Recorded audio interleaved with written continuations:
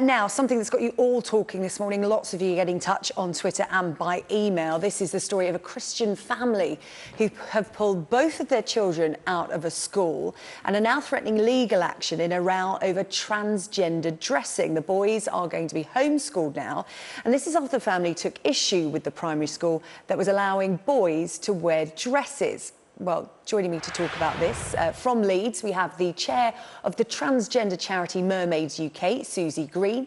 And from central London, we have the chief executive of Christian Concern, Andrea Williams. Christian Concern supporting the parents in this legal battle they're having with the school. So if I can, I'll come to you first, if I may, Andrea. What's so wrong with a boy wearing a dress at school? Oh, well, that's really to trivialise the whole issue. What we're actually talking about here is a whole new ideology that's being imposed on the schools before we've scrutinised, for instance, the whole issue in Parliament. Actually, it's not about boys wearing dresses. It's actually about little boys who are confused in their identity, being recognised as girls, and there are 2 boys in this particular school, and then asking the nearly 100 other children in the school to conform with what they say is true, when the other children have known these little boys as little boys for the whole of their life. So actually, it's not just about dressing up. It's not a child reaching for the dressing up box. It's about fundamental issues that are incredibly serious. This kind of issue, as recognised as a gender identity disorder, the kind and compassionate thing, for instance, to do in this situation is with those little boys that are gender confused, is to actually get them help and to work out what is going on, rather than force the whole of a school community to actually believe in their gender confusion, Andrea, and then to punish those who speak against it. You're saying it's a new ideology. You could say that, or you could say that society is now more accepting of something that has been around for generations, and now people are only just feeling comfortable to talk about it and discover it. I mean, some of the emails I've had in today are quite enlightening, because obviously you're speaking from somebody who doesn't really have any experience of transgender issues, but a lot of our viewers do. I've just had this tweet in saying, I'm trans myself, and my earliest memories of anything trans-related was when I was 6 years old. She knew that early on, and she slept in her sister's clothes that she'd had to steal, and that is how early she discovered that she was trans. I'll come to you, if I may, Susie. Is this the problem, that old ideologies, what is deemed normal, is actually being projected by parents onto their children, when actually children should be learning acceptance and these things shouldn't be hidden anymore? Well, my daughter told me 20 years ago, when she was 4 years old, that God had made a mistake and she should be a girl. So I don't think this is anything new at all. On the contrary, in terms of the prejudice and discrimination that she faced as a young woman going through school, it was hideous, it was awful, and a lot of that was based on bullying and attacks at school. So I embrace the fact that this school has been so proactive, and they're not boys in dresses, they're little girls, and they are trans girls who are being supported to be themselves, to be able to express themselves, to be known by the name that they wish to be known by and the gender pronouns that they wish to be known by. And that should be celebrated.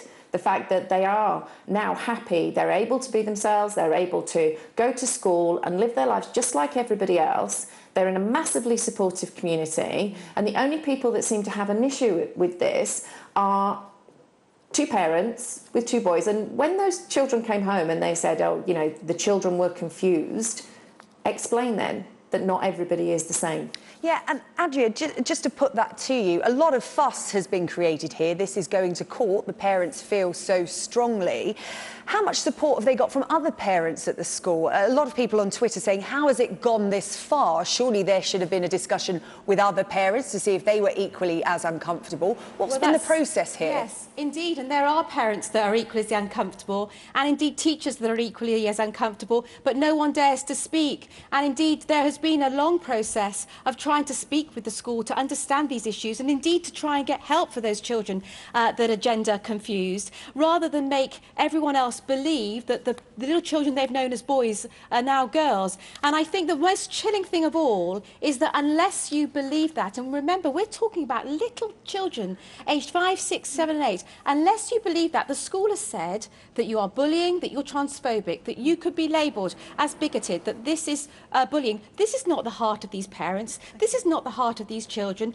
They care so much about their community, and they've been in that school week in, week out. This has not been an easy action for them. They really are heartbroken about it, and they've got a lot of support, but so many people are scared to speak out for fear that they will be labelled as bigoted or transphobic. And they tried to sort this out very, very hard.